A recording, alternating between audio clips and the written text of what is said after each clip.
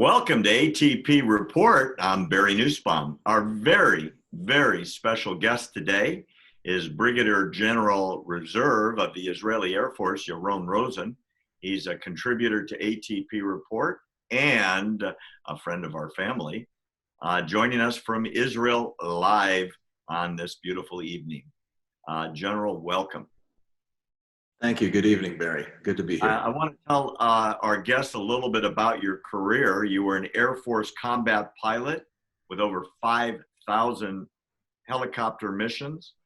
You served 32 years in the IDF, ending up as commander of the helicopters of the IDF in the Air Force. From there, I remember you went to become director, commander of Cyber Command for Israel. Basically the guy that was in charge of protecting Israel through, well, the internet. And now you're in private enterprise with a distinguished career behind you. Very impressive resume, I might add. Thank you so much. So let's kick it off. My first question that everybody here talks about is Trump's deal of the century that will include approval, according to Secretary Pompeo, of certain territories within the former Bible lands of the Jewish people in Judea and Samaria. It's kind of a high-level question, General. What are your thoughts on the Trump plan? I think we should put this plan in context of what Israel sees as defendable borders. That's the big story. It's not about expansion so much as it is to how Israel can really defend its borders in the long term for many, many years to come.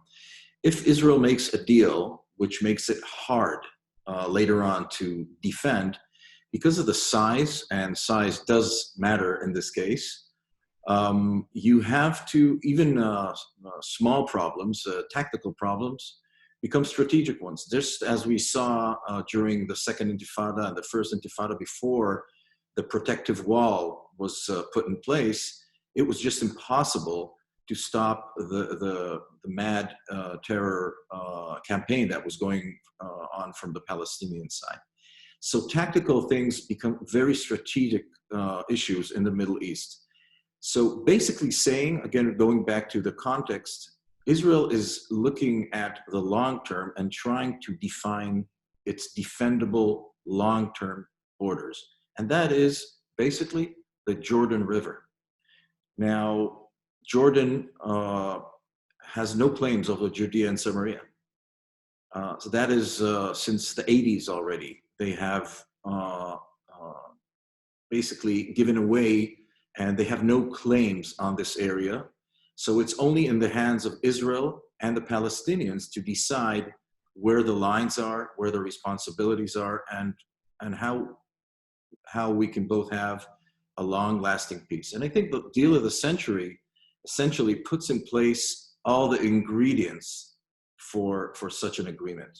But both sides have to understand that they won't get, everything they want. Probably some of this and some of this won't get passed. But, as any negotiation starts, it will have to end somewhere in the middle, or on this side or on that side.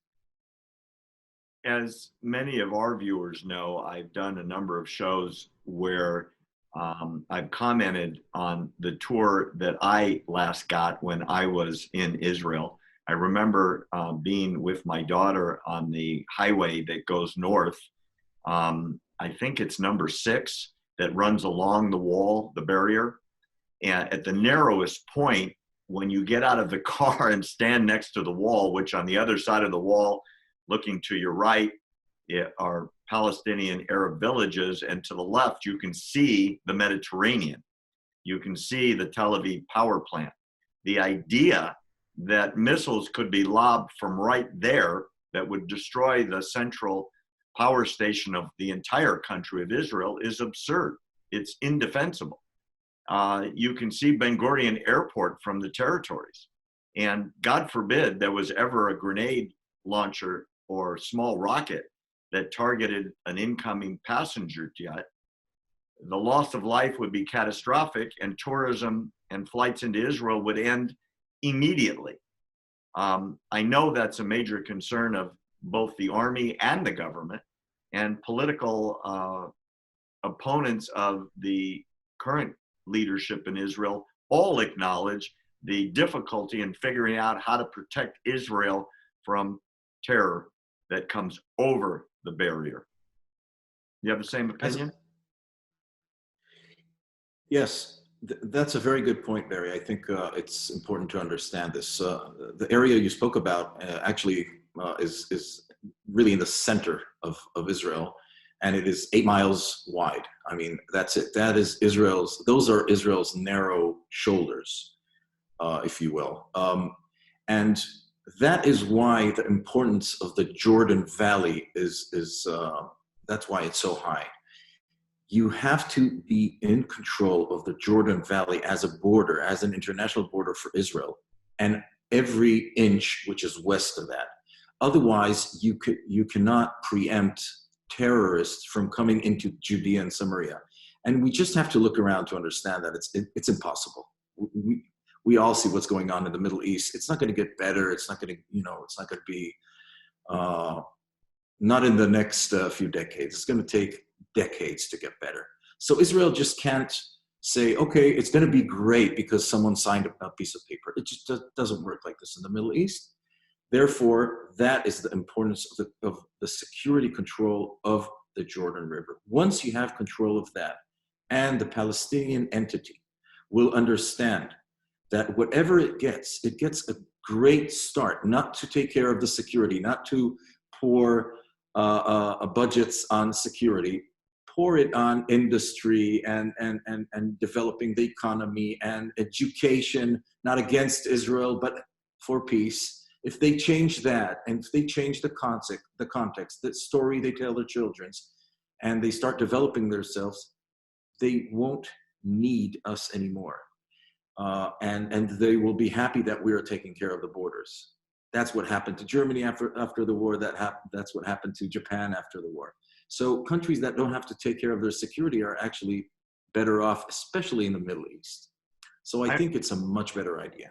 I agree with you on this point. Special thank you today to ATP good friend and contributor, General Yaron Rosen from Israel's Air Force, now in the reserves. We really appreciate your political insight today. Thanks so much for joining us on ATP Report. Remember, you can always subscribe on your cell phone by sending the message TRUTH, T-R-U-T-H, and send it to 88202. When you push send, you'll immediately, in the United States at least, be subscribed to our free text message service. You'll never miss one of these episodes. It's always free, and it'll take you about 5 seconds. For ATP Report, I'm Barry Nussbaum.